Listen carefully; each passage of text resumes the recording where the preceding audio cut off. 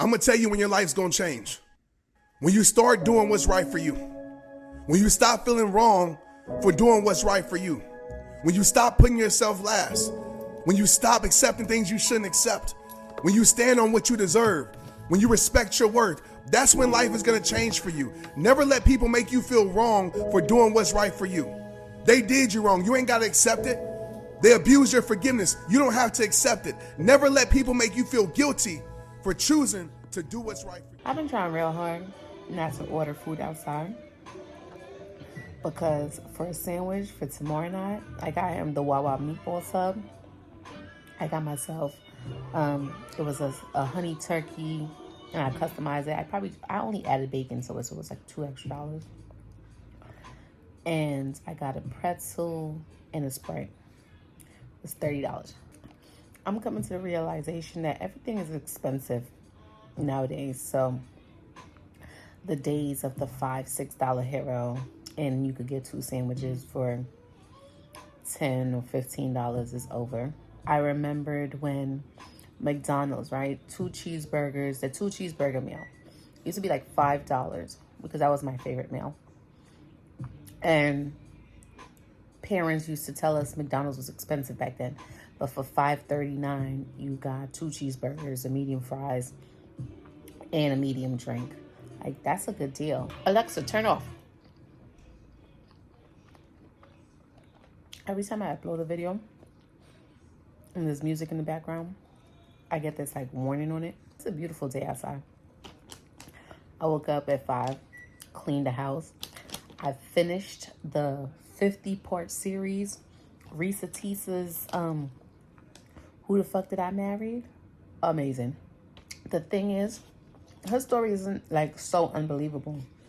The parallels in her story that's similar to anyone who's dated a mentally ill or toxic man is there. They will lie about things that you could easily Google.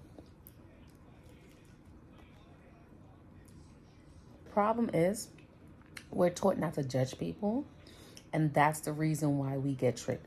When you're taught not to judge and you're raised heavily in the church and they drill that into you, and she mentioned in her story that, you know, her family was religious and they were raised in the church. So when you're raised in the church, you're raised to be very compliant and you're very susceptible to people tricking you. It makes you gullible and it makes you naive because you're sheltered from a lot of things. Because when she met him, even though she said he told her he was a VP, but while he was pretending to be a VP, he was really a forklift driver. He was promoted to the VP position. But before that, I believe he told her he was like a section manager or whatever they call them in a warehouse, a shift manager.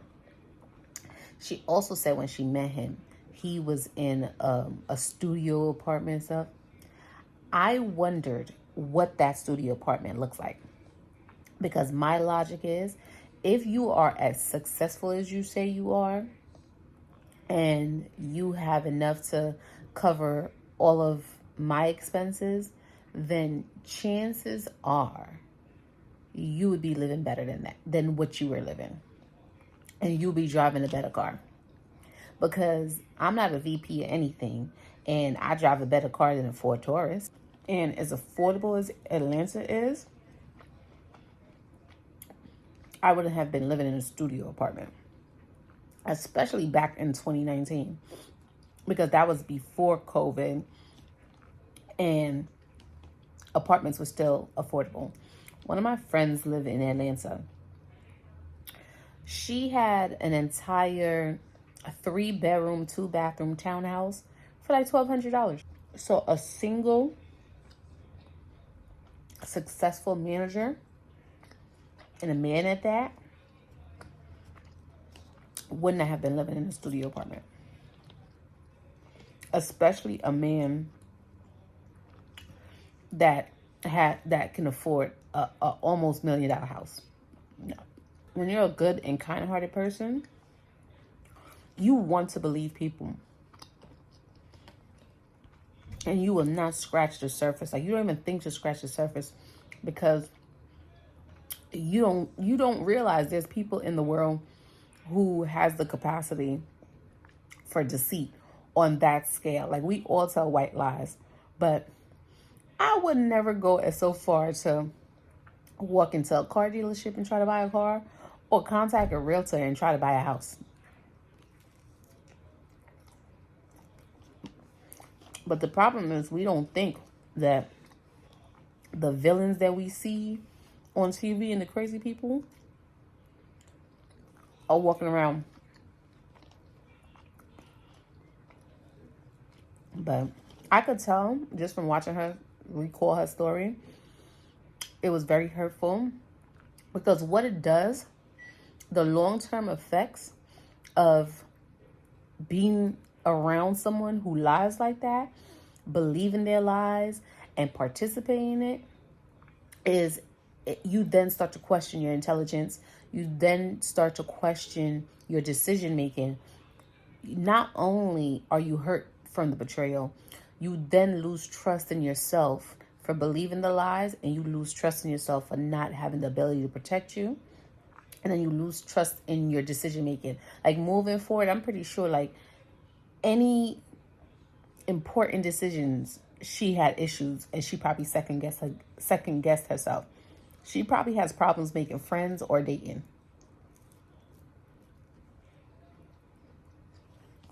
Because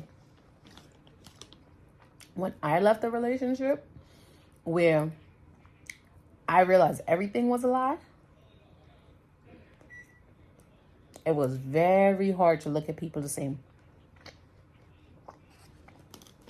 Because it's like you have almost this innocence about you and about the world, because you relate to people based on what you would do.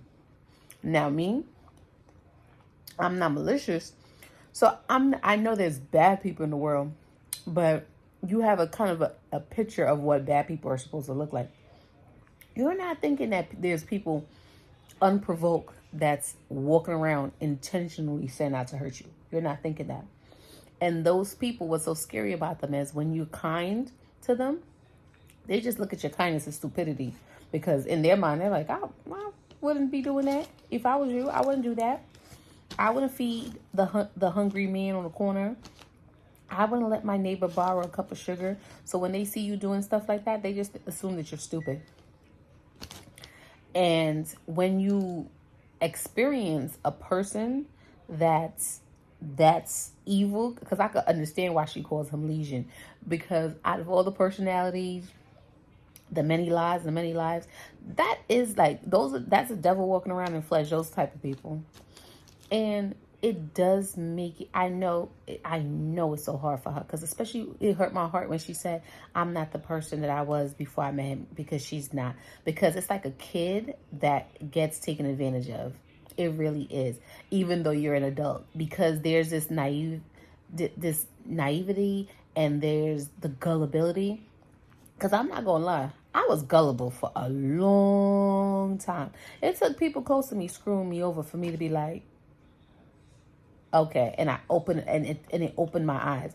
After I got screwed over, I was like, oh, bet. Okay, got you.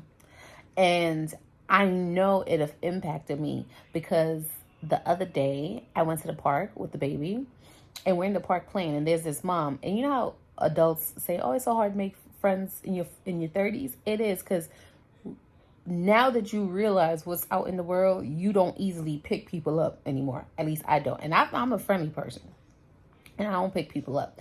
And this mom, she started off with like, oh, how old are you? And it was just like, girl, why are you asking me all these questions? Why are you my business? Who sent you? And it probably was innocent. She just probably wanted to make a friend. But when I tell you I'm not in the business of making any new friends, I got all the friends I need. I'm not in the business of making new friends. Like, I don't mind, but it's like my new friends would have to work harder for the friendship than my old friends did. I just lucked out on my friends. And the funny thing is, my bestest good girlfriends, If anybody else was to meet them, they'd be like, oh my gosh, she looks so mean and so unapproachable. And here I am, like, I saw them and I was like, hey, hi. And even when they were like, girl, hi, girl, hello, I'm Tanya, what's your name? And I made them close to me. And now they love me. A scary world that we're living in. And it's crazy the things that people lie. I was dating this guy. And I remember a simple question. He's divorced. And I asked him, I said, oh, who filed? Because it does tell you about a situation depending on who filed. So I said, who filed? And he was like, oh, I did. And I filed. Oh, okay. And he was just, very cocky about him filing. Curious me. I looked it up because people forget that it's public record. So I looked it up. And that was a lie. She filed. She had all the assets. She had everything. He was served. And it was just like, why would you lie about something so simple? Why did you lie about you filing? And when I tell you that was enough, I disappeared on that man. That man probably don't even know why. I had to learn. It's okay to leave at the first lie. No matter how small it is. It's okay to leave. Because why are you lying to me? Why are you lying about that? Because all I asked you was who filed. And you said, I filed. Then you had an attitude about it. So now, once I found out that she actually filed, looking back at your attitude, you were angry. You were actually mad. She got away from you. And you're upset. So if you're that angry, what else are you angry about? Why are you not over it? And the divorce was a while. So why are you so mad? Why are you so mad? You should be over it, right? Because I'm divorced. I'm not mad at my divorce. If somebody brings up my ex-husband, I don't get mad at all. Like I don't even. Somebody can say I still have people who don't realize my ex-husband and I are divorced. I have people who haven't seen in years, and when I run into them and they, hey, oh, how's everything? How's the family? How's your husband? You know what I say? Oh, he's great. He's doing fine. You think I'm going to stop and explain to people that I'm not married to that man anymore? No.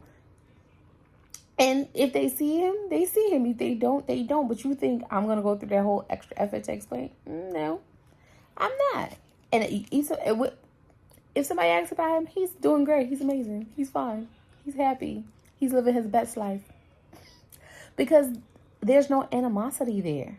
I'm not angry at it. Like, what we had our moments, we had our years, we enjoyed it, we had our children, and it didn't work out, we moved on. There's nothing to be angry about. So whenever I encounter people who get angry when you ask them questions or they don't want to be asked questions, it's very suspicious to me.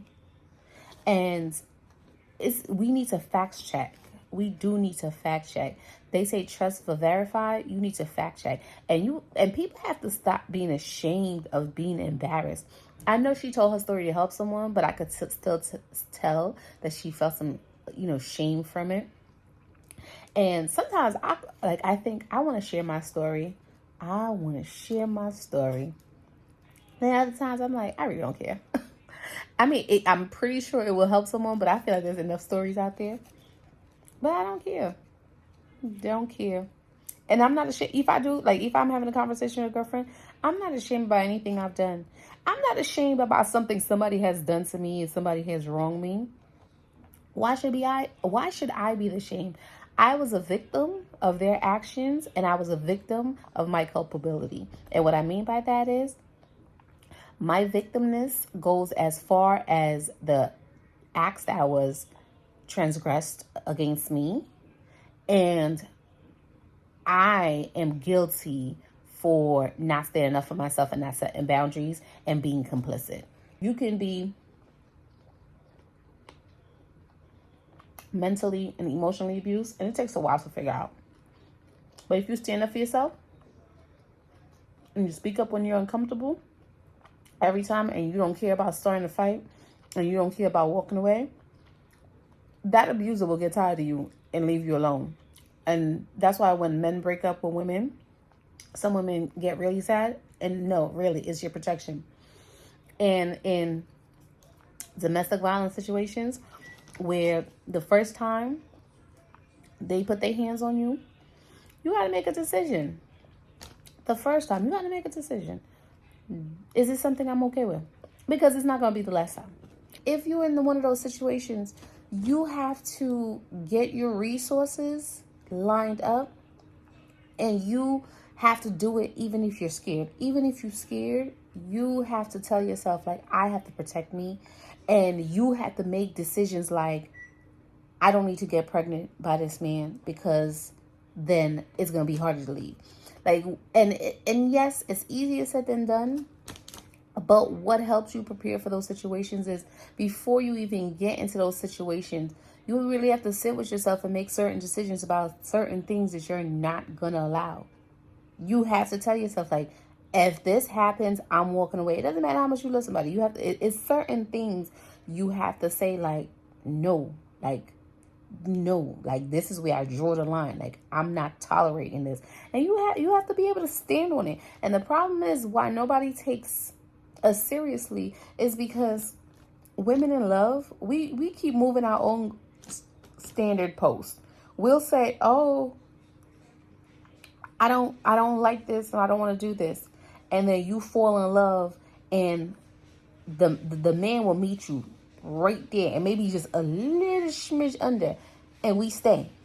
And then we be like, okay, I'm gonna move it up here. Don't come up here, and he gonna come up here, and he gonna keep on doing it and keep on doing it. We have to stop caring about people more than we care about ourselves. You could buy the house together. You could be in an apartment. You could have signed that lease. Sometimes you gotta be prepared to walk away with nothing. You gotta be prepared to walk away with nothing. When you got nothing to lose, baby, let me tell you, people be afraid of you. I realize that. When you have nothing to lose, it's like you get more respect. When I stopped caring,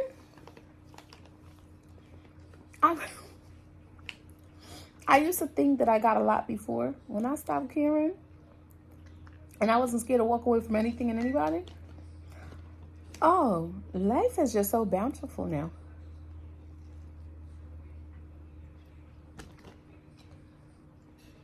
I'll walk away from a friend, a man, a job.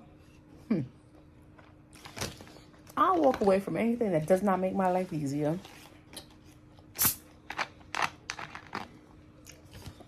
Everything doesn't have to be hard. Life doesn't need to be hard.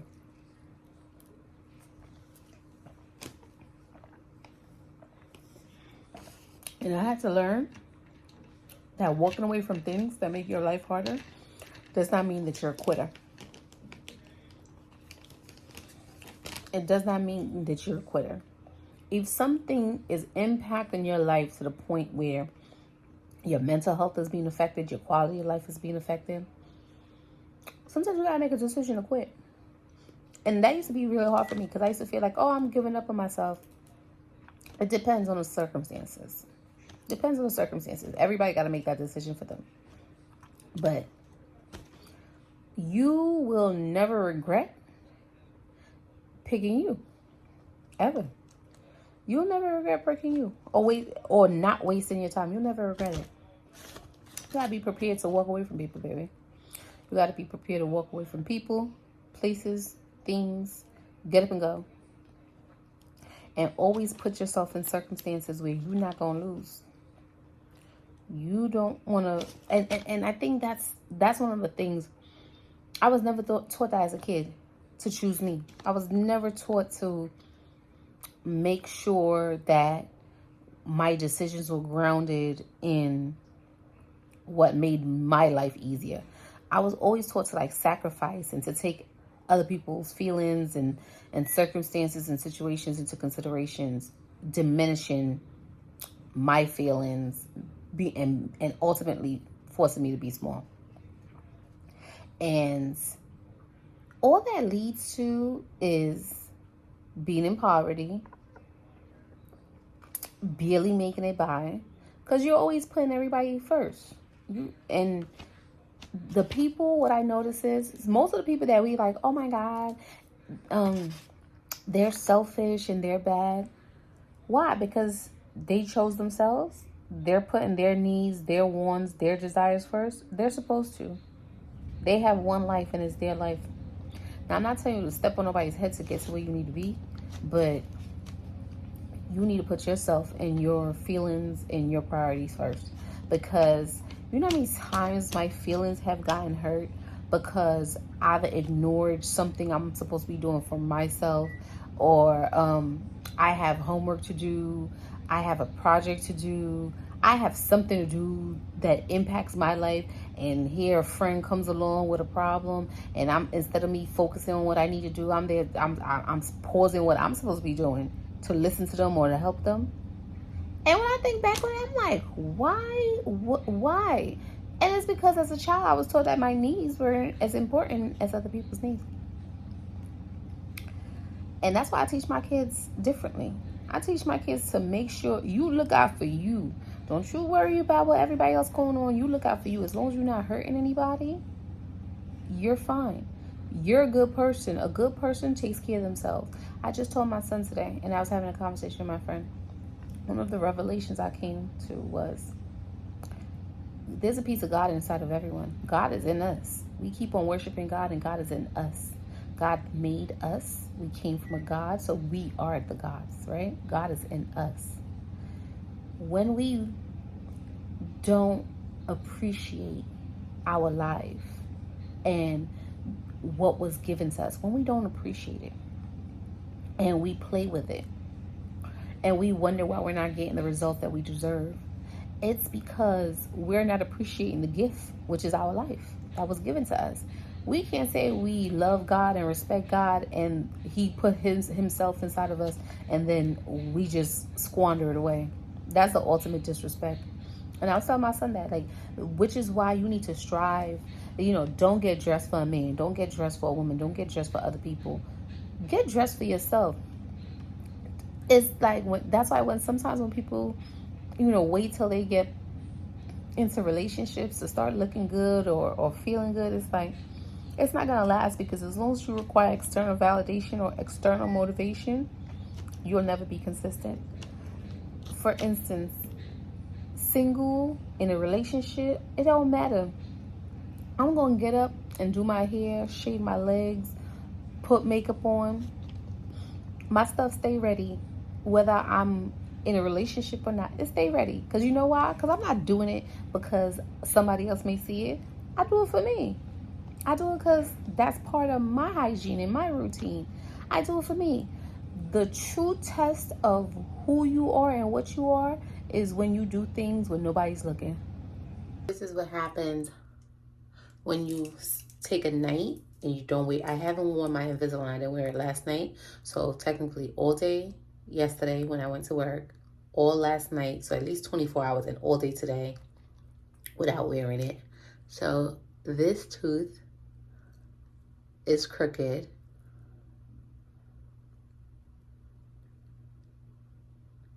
And you can see how my teeth are not aligned. Oh, yeah, I went a little bit too raw with that one. Oh. That's why when I do it, I gotta do it at nighttime. It's only been like a day and a half, so it's not so bad, and I'm going to sleep. But if you leave it out longer,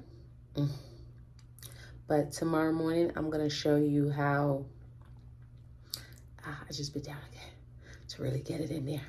I'm going to show you how it's going to be perfectly straight. I'm going to find some pictures of what my teeth look like before Invisalign. When I was 13 or 12, I had braces to close my gap on the top and to just close my gap on the top and close my gap on the bottom because I had very spacious teeth. Then, a year or 2 years ago, I got Invisalign because I either lost my retainers or broke my retainers, and then a doctor had pulled out my wisdom tooth in the back, so it caused my teeth to like overcrowd in the front, and like my bottom 4 teeth was like throwing up gang signs and stuff. So the top was okay, but the bottom was like, and then I got a job where I was always in meetings, so I'm always on Teams and cameras and hi, and I'm a very expressive speaker. So when you start seeing yourself on camera constantly, you start nitpicking about things on your face. So when my mouth was closed, I was fine, but I started noticing because I had to do like recorded trainings and introductions and public speaking, and I was like, yeah, let me get on this. So I fixed my teeth. Like it took a year. Like my Invisalign journey was not long at all. It took a year. I don't remember. Let me see. I have my last set. It's my backup retainers. It's not as good as the hard plastic because these are more malleable. And if you don't have the anchors on your teeth, the last set doesn't really work as well as a retainer, but it will work great. Let's say these break, this will work great in the interim while the dentist is preparing a new retainer. So I had, baby, Auntie Blind, 20. I had 20 trays. And I used to wear it for every 10 days. And even though I skipped a couple, like I wouldn't wear it all 24 hours, but I still wore it long enough that it made a drastic difference. So it's all on there. This year, I want to get my teeth whitened. I've been using Crest white strips and stuff like that. But I want like the bling, bling kind of white teeth. So that's going to be one of the things I work on this year. Another thing I was thinking about getting was the gingivectomy, but I don't really think I need it. Probably need it on my back teeth because I have a flap in the back. Like one of my wisdom teeth did not grow all the way out of the gums and erupt all the way out of the gums. And my dental hygienist was telling me that since food is getting stuck there, and when I try to floss, like I take the floss pick and try to go in there, but like it's very uncomfortable. So the dentist might just cut off the extra flap to just make it easier for me. But I'm about to go to bed. I took a nap after I ate that food. I took a real good nap. Then I did some floor exercises, and I just want to crawl into bed and just watch some Monk. I started watching Monk. Like I used to watch little bits and pieces when it was on TV, but I never really fully got to like finish the show or invest in the show. But I just started watching it, and it's so good. He's so funny. I'm on the second episode, so I'm going to continue to watch it. And then I want to wake up early tomorrow, do my hair. I was thinking, should I cut it and bleach it? Do I want to go through that energy, or do I want to just slick it down? Truthfully, the way I'm feeling, I might just give myself a slick down, like just wash it part, give myself a slick down, and just go, like make my life easier.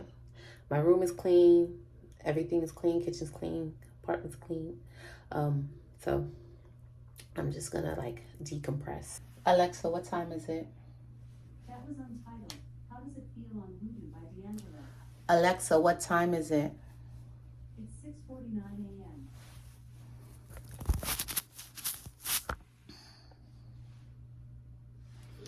I'm so used to getting up early for work that now I'm not even sleeping through.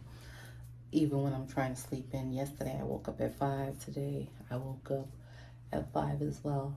This morning I woke up because I had a dream that I was getting up and my daughter was like, no, mommy, lay down, don't go to work. And I don't have to work today. But it was just, it made me feel like when little kids tell you not to go to work, it makes you feel like they need you or they want you. So I just prayed for her safety, prayed for her comfortability, prayed for her guidance, and prayed for her to be covered and protected. So whatever is coming against her or over her or whatever's not making her feel safe, I just prayed that she feels better and that calmness is returned to her spirit. Last night, I put in my Invisalign after not wearing it for a night and 2 days, or the entire daytime, a sleeping period in the entire daytime. So I just want to show you what my teeth look like now.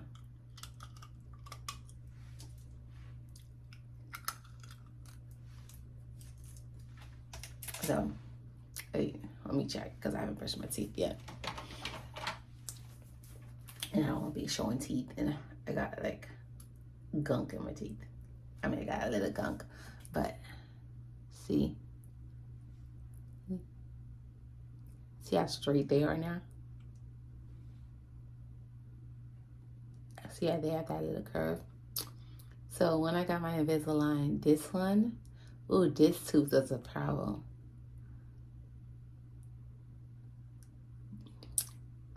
But you can see like lined up. Whatever you don't like about yourself, you go ahead and change it. Whatever you feel that you need to improve on. If you a mom and you had a couple of babies and you breastfed and your nipples are pointing to the floor and you know you want a little confidence booster, go ahead, get a breast lift. If you want them a little bigger, more filled out, get you some implants. If you want some lipo, go get some lipo. If you want a BBL, get yourself a BBL. Whatever you need to do to make yourself feel better. I would say like everything needs to be done in moderation. You need to ask yourself why you're doing it. If you're doing it for you, that's one thing. But if you're doing it for like the perception and gains of other people, then you need to ask yourself a deeper question, because if something makes you feel bad and you don't want to feel bad no more, and you could do something about changing it, you know, why not? I don't like being broke. I don't like not having money. I don't like not being able to pay my bills on time. So I had to grow up, make better financial decisions, work extra hours, because no matter how much you budget, especially in this economy, no matter how much you budget, no matter how much you try to like not eat out, and I was following like Dave Ramsey plan, like no matter how much you do any of that stuff, there's no way to get yourself to a financial comfortable place than making more money. So I had to come to grips with that. Like I got to make more money, and that's what I ultimately ended up doing. And there's a freedom that comes along with that, right? So if you are sitting in your house and you're watching people on social media and you start feeling like jealous and you start feeling like, you know, salty feelings, or it's making you making you feel some kind of way, or you feel that you start comparing your life to other people, go ahead and see what you could do about that. Fix your life. Like, life is short. Fix your life. One of my issues is that whenever I get too overwhelmed, or I'll go for a long period without wasting money, right? And then I'll be in the house bored, and I'm like, I just need to get something. It don't even matter what it is. I could go buy a $5 knickknack from Goodwill. I just need to get something something new to make myself feel better. And before, I used to be more compulsive. Like, I would know I have a bill due. Like, I could have $2,000 and I just have $2,000, and I have a bill due for $200 or $300, and instead of taking $200 or $300 to pay, make sure that bill's paid off and that doesn't come back to me later to cause me stress, I'll go to the mall.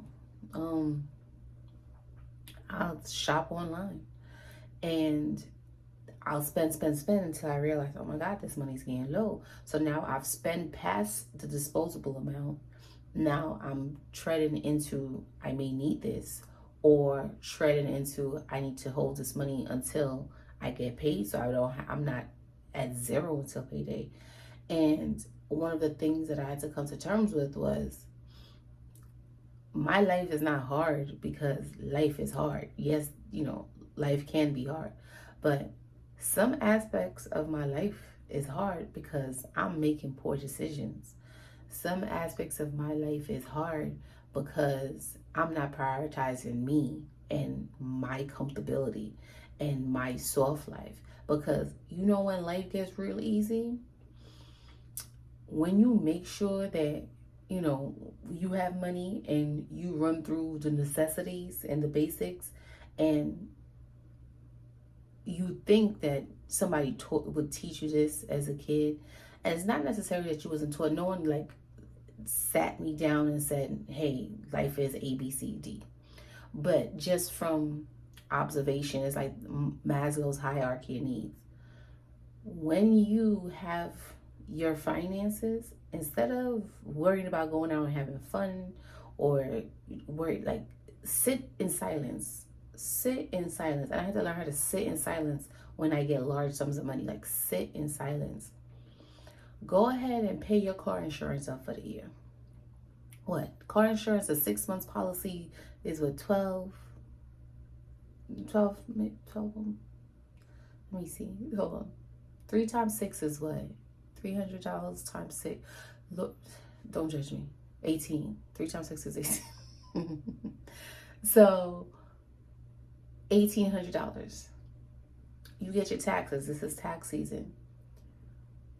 Some people are getting back, and I was watching this video, some people are getting back 7, 8. They've lowered the standard deduction and raised the child income tax credit and the earned income tax credit.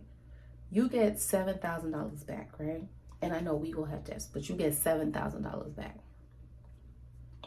And you're still getting your paychecks. You can take $2,000, pay off the entire 6 month policy of your insurance. That way, instead of spending $300 a month to pay your insurance out of your checks, that's 6 months that if you want to, you could just put that $300 up and save it. So you could have $1,800 now in your savings. And then when the 6 months is over, if you want to then start, and when you got to start paying it again, you got to choose to take that $1,800 you saved and pay it off again, or pay it off monthly and still have $1,800 in your account, right? You can pay your rent 3 months in advance, so in case something happens. So let's say your rent is $2,000, $246, and now that's $8,000. How much did I say? I can't even see ADHD. I can't remember what the original amount was. But even if you don't pay it 3 months, okay. So let's say you pay the rent of 3 months, and you that's how you spent the income tax. You paid off your rent, you paid off your insurance. That's $2,300 for the next 6 months. That now, if you need to pay down other bills, you could pay down other bills, but you have the peace of mind that no matter what happens, you have a place to stay for the next 3 months, and your car insurance is good for the next 3 months. And you have to start making decisions like that, right? You really have to start making decisions that's, you may want to go, you may feel like, oh my God, I've been looking dusty. I haven't had no new clothes and shoes. Let me go shopping. No. Because even when you didn't have clothes and shoes, you was still all right. You want to pay up that light bill, pay up that rent, pay up the car insurance, pay down the credit cards. The only thing I agree with Dave Ramsey about is if you get all the low balance out the way, then it does free up the goal is to free up your disposable income. Because I've had 3 raises in the last 3 years, and the only new purchase a big new purchase was my car. And that car payment, like when I paid off my first car, when I got the second car, it was when the interest rates, the minimum was like 5%, even from the credit union. So it doubled. I doubled. Like there was no more $200-$300 car note. So I doubled what I paid for my car note. But if ever I got, let's say, a large sum of money, that's where I'm putting it on that car. I'm going to pay off that car as fast as I can, because if I get the money back that I'm making from those monthly payments in the car, once my disposable income is increased, I'll be comfortable. And you got to make decisions like that to make your life easy. And that's what I had to learn. Like, it don't matter. If you worried about clothes, you go get you like Goodwill has some nice things. Like thrifting is a thing. Thrifting is a thing. I don't buy shoes at the thrift shop, but I'm pretty sure if you really look through it, you probably could get some nice shoes. But I just have a thing about walking in other people's shoes. So I go buy my own shoes. But you could go to Saks or Fifth, Nordstrom's Rack, Neiman Marcus Last Call, and get you some nice shoes for $150. They have leather shoes in there for $50, $60. Go in there and get you like a black pair of shoes, a cognac pair of shoes, and a neutral, like a nude, whatever your nude is. Everyone has a different shade of nude, but your version of your nude shoes, right? And learn how to mix your business casual. So when you get dressed, whether you're going to work or you going out to hang out with your friends, you could put your button up blazer, tuck it into a nice pair of jeans. Thrift shops have very nice jeans, a nice pair of jeans. Even if the jeans is a little too big and it doesn't fit your waist and doesn't fit perfectly, get you a nice quality pair of jeans from the thrift shop. If it's too small, get it too big. Spend $25, take it to the seamstress, let them tailor it to your waist. That's it. If you feel that you a plus size girl, you got rolls like me. I got rolls in my back. I'm not plus size, but I do have rolls in my back. And you feel self-conscious because one of my friends did tell me, two people actually told me this, because every time I tell people to thrift, they say like, oh, they can't thrift if they're plus size. They need to they have to buy their clothes retail. If you don't, go ahead and get them clothes from Shein, because most of the boutiques that's have an upcharge that's selling you those clothes because you're a big girl, and they overcharging you, and they spend something that costs $5 to make, they're charging you $30, $40, $50 because you're bigger and they think you're desperate. Head over to Shein, zoom in and look at the quality of the material. If it's $3, even if you only could get 3 wears out of it, it's $1 per wear. It's $3. Get you some clothes from Shein. Don't and Google capsule wardrobes and start buying specific pieces that you could rotate. You know that little clip of Steve Harvey where he said all you need is, I can't remember the number, but like X amount of shirts, X amount of pants, X amount of jackets, and you could mix and match it. That's a thing. Everybody at my job, every time they see me, they're like, oh my God, you dress so nice. I wear the same 6 outfits over and over again. I just piece it together. I just put it together. Get you a little accessory, get you a little fedora from Amazon, get you a little hat, get you some earrings. They have so many dupes, earrings and jewelry, and rotate it. You get that the gold plated jewelry from Amazon, paint it in some clear nail polish, and you keep on rocking it. Keep on, because what you want to get to the point where your disposable income has increased. And when your disposable income is increased, go to the pawn shop. Go into a pawn shop in a nice neighborhood and find you a nice pair of earrings. Put it on layaway. Put a nice chain on layaway. Nice bracelet on layaway. I'm going to show you a bracelet that I got from a pawn shop that I need to fix. This is a bracelet that I got from the pawn shop. The only thing is, like, the chain I was wearing for a little bit, it had a small little nick, and I was wearing some sweater. Look, is it still focusing on my face? Right? But I could get this fixed. Look at this. I got it from a pawn shop. 14 karat gold. 14 karat gold. Look at this. Right? So I'm going to take it to my jeweler, because I bought broken jewelry from the pawn shop. You know how much I paid for this?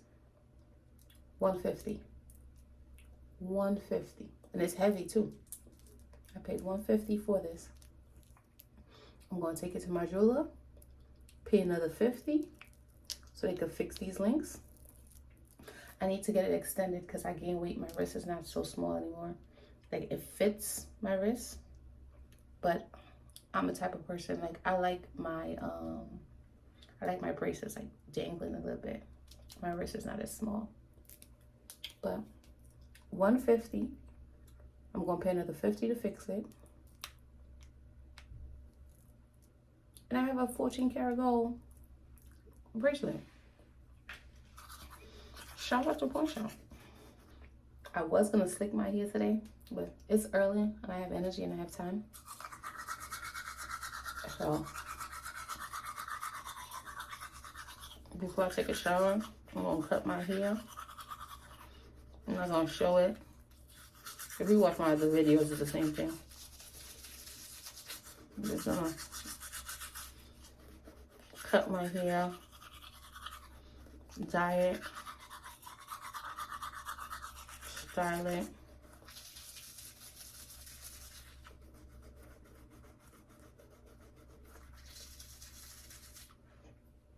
And then, yes, this is my Listerine. I need to get some floss picks. I haven't been, I haven't ran any errands. And I haven't flossed, I want to say, in 3 days now. And I don't feel like I'm getting that clean feeling. Because it's just like when you floss in between your teeth and I have these deep gums, so I like to floss in my gums. I feel a little fresh. And when you don't floss, I feel like I'm even running my tongue across my teeth. It's not as clean as I like it to be. That too, and the electric motor broke in my Sonicare. I've had the base for 2 years now. I don't know what the warranty on it is, but all I know is I bought my son the same toothbrush the same time I got mine, and his is still working, but mine's stopped, so I'm gonna just buy a new one. That green Listerine is no joke. My breath is minty fresh. So yeah, just gonna hop to it. I'm gonna get my hair together. And then I'm gonna go outside. I'm not doing too much today. Just gonna, after I do my hair, I'm gonna hop in the shower, run to the ATM, and then really my Sunday, I think I'm just gonna relax. I'm just gonna not overexert myself, especially I don't want to overexert my wrist. So I will check in later.